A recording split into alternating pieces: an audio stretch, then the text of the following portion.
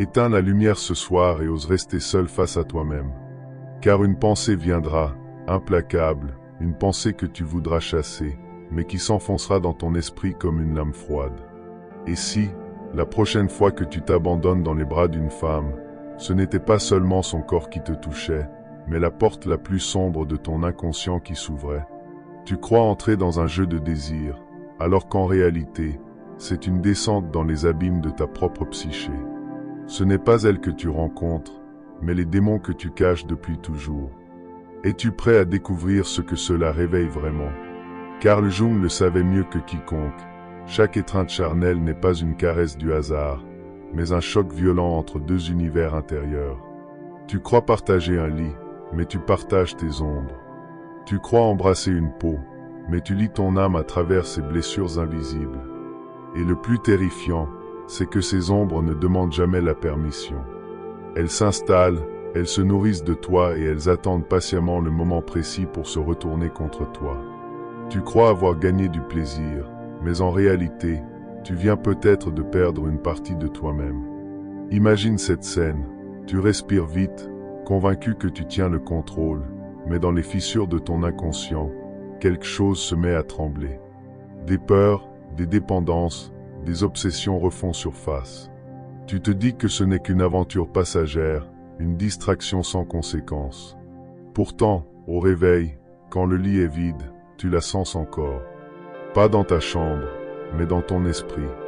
Elle a laissé une trace, et cette trace ne s'efface pas. Une question te hante alors, crois-tu toujours que le sexe est un acte léger? Parce qu'en vérité, ce que tu échanges entre les draps n'est pas un simple moment de plaisir. Ce sont des mémoires invisibles, des empreintes émotionnelles, des fragments d'âme qui s'entrelacent. Jung appelait cela l'océan de l'inconscient collectif, une mer profonde où les symboles et les blessures voyagent d'un être à l'autre sans qu'aucun ne puisse les retenir. Voilà pourquoi certains hommes restent prisonniers d'une femme qu'ils n'ont croisée qu'une seule fois. Voilà pourquoi certains visages hantent, même quand la peau a disparu. Ce ne sont pas ces yeux qui t'obsèdent, mais la part de toi qu'ils ont réveillée. Et le plus dérangeant, c'est que tu ne le réalises jamais au moment où ça arrive. Tu penses que tout est terminé quand la nuit s'achève, mais en réalité, ce n'est que le début. Tu as ouvert une brèche, tu as laissé entrer ces fantômes. Et à partir de là, ta propre vie commence à se transformer. Tu crois qu'au matin, tout est redevenu normal? Tu prends ta douche, tu bois ton café, tu reprends ta routine, mais sans même t'en rendre compte, tu n'es plus exactement le même. Quelque chose en toi a changé. Comme si une voix étrangère s'était glissée dans tes pensées, comme si tes émotions n'étaient plus seulement les tiennes. Elle a laissé en toi des éclats invisibles et, désormais, tu portes aussi ces blessures, ces manques, ces cicatrices. Tu crois être entier, mais en vérité, tu es habité. Jung appelait cela la projection. Quand tu regardes cette femme, tu crois tomber amoureux d'elle. Mais ce que tu vois, ce n'est pas elle. C'est ton reflet, le reflet de la partie de toi que tu avais refusé d'affronter. Elle devient un écran, un miroir de tes propres zones d'ombre. Et là se cache le piège. Car si ce miroir reflète ta tendresse, ton désir d'unité, alors l'expérience peut être lumineuse. Mais si ce qu'il renvoie, c'est ton vide, ta dépendance, ton angoisse, alors le lit se transforme en prison. Et soudain, tu n'es plus prisonnier d'elle. Tu es prisonnier de toi-même. Combien d'hommes se sont perdus ainsi, fascinés par des femmes qu'ils ne connaissaient même pas vraiment. Ils croyaient aimer, mais ils ne faisaient que courir après une image projetée par leur propre inconscient. Et quand la réalité n'a pas correspondu à ce fantasme, tout s'est écroulé. Les relations toxiques, les passions destructrices, les obsessions sans fin naissent de là. Non pas de l'amour véritable, mais de cette illusion créée par la rencontre de deux ombres. Tu crois la désirer, l'aimer, mais en vérité, tu désires la paix avec tes propres démons. Et ce genre de paix n'existe pas. Le plus troublant, c'est que l'autre vit elle aussi en silence. Tu crois qu'elle s'abandonne au plaisir, mais peut-être rejoue-t-elle elle aussi ses blessures d'enfance, ses manques, ses besoins de contrôle ou de reconnaissance. Ce qui semblait n'être qu'un échange charnel devient en réalité une danse de masques. Deux corps s'enlacent, mais ce sont deux inconscients qui s'affrontent, et chacun repart avec les fantômes de l'autre, plus lourds, plus nombreux. C'est pour cela que tant d'hommes se réveillent vides après l'extase, parce qu'ils ne cherchaient pas seulement le plaisir, ils cherchaient à combler un gouffre. Et ce gouffre, aucune femme, aucun corps, aucune nuit ne pourra jamais le remplir. Ce vide ne dépend pas d'elle, il dépend de toi.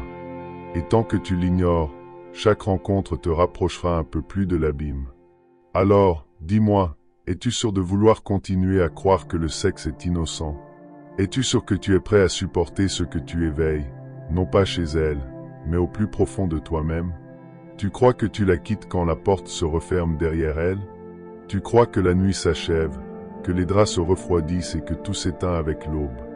Mais ce n'est pas ainsi que cela fonctionne, car chaque rencontre intime est un pacte invisible, un serment silencieux gravé dans les profondeurs de ton inconscient. Et ce n'est pas en te réveillant que tu l'annules. Tu les portes avec toi, tu les respires, tu les rêves, tu les subis.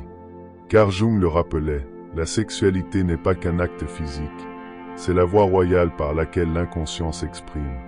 Chaque geste, chaque regard, chaque manière de toucher révèle une vérité enfouie. Certains s'abandonnent avec violence, parce que leur désir est une revanche. D'autres s'effacent dans la soumission, parce que leur peur d'être rejetés les écrase. Et d'autres encore se perdent dans la tendresse, parce qu'ils cherchent une mère qu'ils n'ont jamais eue. Tu croyais donner du plaisir, mais ce que tu donnais, c'était ton histoire. Tu croyais recevoir une étreinte, mais ce que tu recevais, c'était une mémoire. Alors, comprends bien, ce que tu vis dans ce lit, ce n'est pas seulement toi et elle, c'est toi, elle et tous ceux qui sont venus avant. Derrière chaque baiser, il y a la trace des blessures de son passé. Derrière chaque caresse, il y a l'ombre des absences qu'elle a connues. L'énergie qui traverse son corps n'a pas commencé avec elle. Elle vient de sa mère, de sa grand-mère, d'un héritage invisible qui se transmet de génération en génération. Et toi, en une seule nuit, tu ouvres ton âme à ce fleuve ancestral. Deux lignées se rencontrent, deux histoires s'entrechoquent, deux mémoires s'entrelacent. Et toi, naïvement, tu croyais n'échanger que du plaisir. Voilà pourquoi certains instants te marquent comme une brûlure au fer rouge. Pas à cause de son corps, mais à cause de ce que son inconscient a déposé dans le tien, une trace indélébile, une cicatrice psychique qui résiste au temps. Et si cette femme porte en elle des traumas, des colères refoulées, des vides béants, il est probable qu'une partie de ce fardeau s'engage en toi. Et sans comprendre comment, tu commences à changer. Tu penses différemment, tu ressens des émotions qui ne sont pas les tiennes. Tu adoptes des peurs qui ne t'appartiennent pas. Et le plus terrifiant, c'est que tu continues à croire que tu restes toi-même. Voilà le piège. Tu crois avoir dominé ton désir, alors que c'est ton désir qui t'a dompté.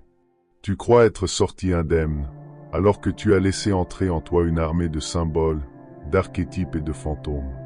Et ces fantômes ne se taisent jamais. Ils parlent dans tes rêves, ils influencent tes choix, ils façonnent tes obsessions. C'est pourquoi certains hommes deviennent esclaves d'une femme qu'ils ne devraient même plus aimer, parce que ce n'est pas elle qu'ils cherchent, mais l'ombre d'eux-mêmes qu'elle a réveillée. Et maintenant, il faut regarder la vérité en face. Le sexe peut être une porte vers la guérison, vers l'unité, vers la transcendance. Mais il peut aussi être une chute libre, un gouffre qui t'avale, un poison qui corrompt lentement ton âme. Car tu n'es pas seulement nu de corps dans ces instants, tu es nu d'âme. Et si tu n'en as pas conscience, tu livres tes faiblesses aux forces que tu ignores. Alors, demande-toi, que fais-tu réellement chaque fois que tu te glisses dans un lit? Est-ce un moment d'amour véritable, un pont vers quelque chose de plus grand? Ou bien est-ce une fuite, une drogue, une obsession qui te dévore et qui ne te laissera jamais tranquille? Parce que chaque étreinte est une décision, chaque orgasme est un serment, et chaque femme que tu laisses entrer en toi ou en qui tu entres te change, que tu le veuilles ou non.